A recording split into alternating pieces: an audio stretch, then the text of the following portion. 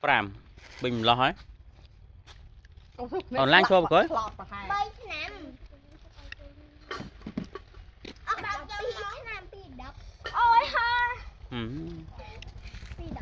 mình hở nữa chiếng không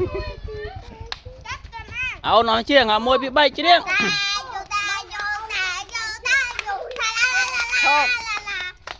cho chuyện hiếm mà chiếng không anh cứ sao anh con mò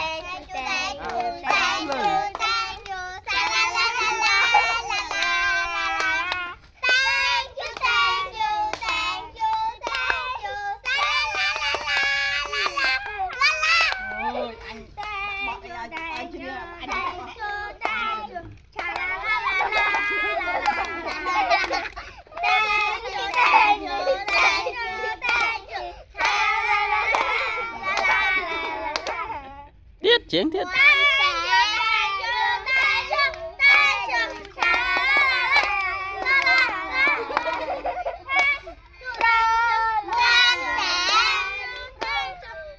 chiếng bắt về con tuom đang chiếng bắt về con tuom đấy chiếng bắt về con tuom này khui con này nhỏ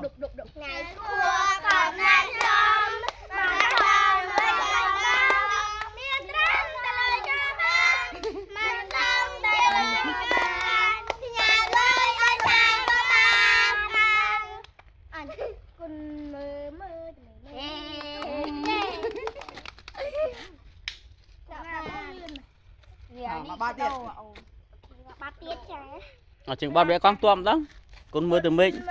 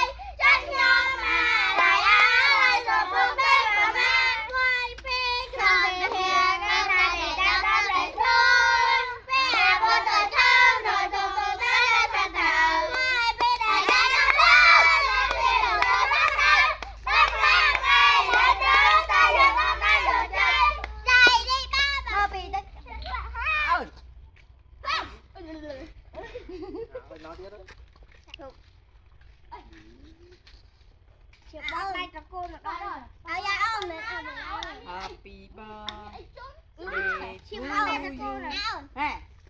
Happy birthday.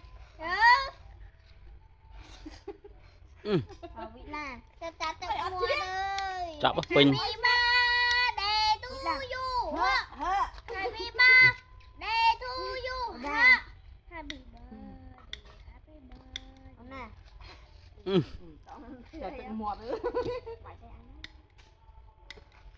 chơi can